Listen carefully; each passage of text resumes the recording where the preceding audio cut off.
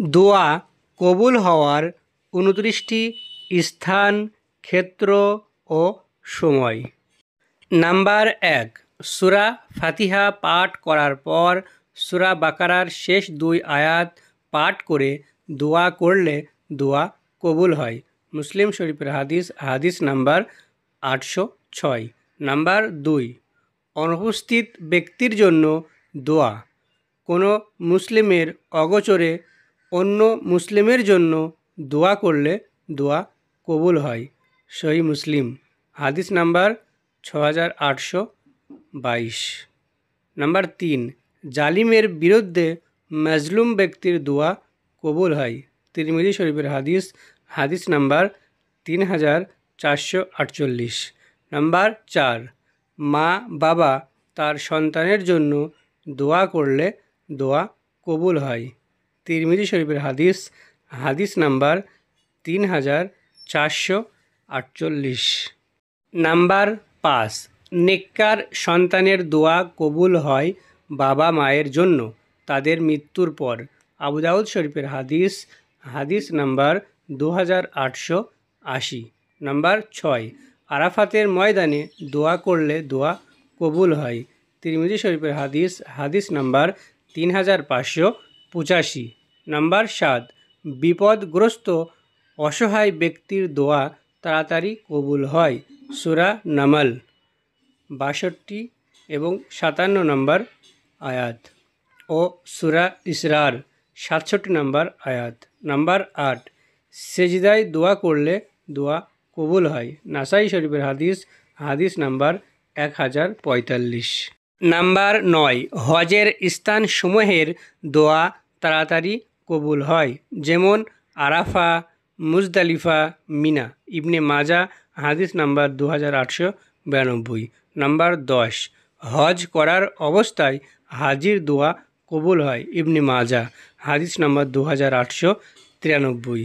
Number 11, উমরাহ করার সময় উমরাকারীর দোয়া কবুল হয়।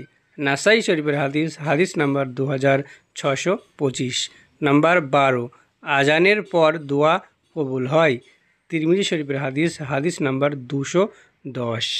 নাম্বার 13, কিতাল চলাকালীন সময় দোয়া করলে দোয়া কবুল হয়। আবু দাউদ শরীফের হাদিস, হাদিস নাম্বার 2540। নাম্বার 14, বৃষ্টি বর্ষণকালে দোয়া করলে দোয়া কবুল হয়। আবু দাউদ শরীফের হাদিস, হাদিস নাম্বার 2540। নাম্বার 15, শেষ রাতের দোয়া তাহাজ্জুদের সময়কার দোয়া কবুল হয়। বুখারী শরীফের হাদিস, হাদিস নাম্বার 1145। নাম্বার 16, জুমার দিনে দোয়া করলে দোয়া কবুল হয়। আসরের শেষ দিকে তালাশ করার জন্য নির্দেশ আছে। নাসাই শরীফের হাদিস, হাদিস নাম্বার 1389। নাম্বার 17, লাইলাতুল কদরের রাত্রির দোয়া কবুল হয়। বুখারী ও মুসলিম শরীফের হাদিস। নাম্বার 18, আজান ও ইকামতের মধ্যবর্তী সময়কার দোয়া কবুল হয়। আহমদ শরীফের হাদিস, হাদিস নাম্বার 14689 এবং মুসলিম শরীফের হাদিস 668। নাম্বার 20, ফজর সালাতের শেষ অংশে দোয়া করলে কবুল হয় সালাম ফেরানোর আগে। তিরমিজি শরীফের হাদিস 3499। নাম্বার 20, মুসাফিরের দোয়া কবুল হয় সফর অবস্থায়। তিরমিজি শরীফের হাদিস, হাদিস নাম্বার 3448। নাম্বার 21, রোজাদার ব্যক্তির দোয়া কবুল হয় রোজা অবস্থায়।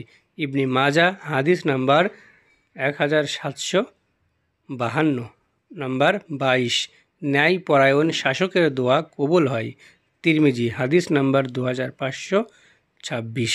নাম্বার 23, দোয়া ইউনুস পাঠ করে দোয়া করলে দোয়া কবুল হয়। তিরমিজি শরীফের হাদিস, হাদিস নাম্বার 3505। দোয়া ইউনুস, লা ইলাহা ইল্লা আনতা সুবহানাকা ইন্নী কুনতু মিনাজ জালিমিন। নাম্বার 24, ইসমে আজম পড়ে দোয়া করলে দোয়া কবুল হয়। ইবনে মাজা, হাদিস নাম্বার 3856। হাদিস শরীফে মোট 3টি ইসমে আজম এসেছে, যে কোনো একটি পড়লে হবে, তবে এটি বেশি পরিচালিত। উপরে যে ইসমে আজমটি দেওয়া আছে এটা আমরা সকলেই পড়ে নেব এবং মুখস্থ করে নেব, এবং যে কোনো দোয়া করার আগে এই ইসমে আজম আমরা পড়ব ইনশাআল্লাহ। নাম্বার 25, বিপদে পতিত হলে যে দোয়া পড়া হয় ইন্না লিল্লাহি ওয়া ইন্না ইলাইহি রাজিউন, তখন দোয়া কবুল হয়। মিশকাতুল মাসাবি 1618 এবং মুসলিম শরীফের হাদিস 918।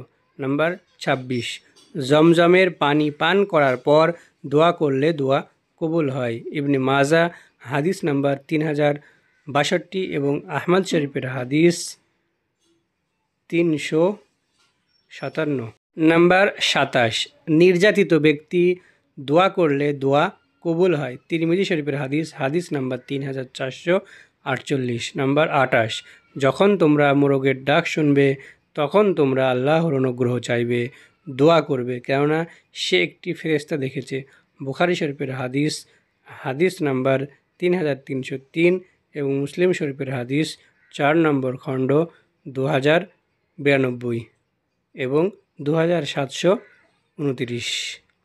নাম্বার 29, 2 হাত তুলে দোয়া করা, কারণ আল্লাহ বান্দার খালি হাত ফিরিয়ে দিতে লজ্জা বোধ করেন। আবু দাউদ শরীফের হাদিস নাম্বার 1488।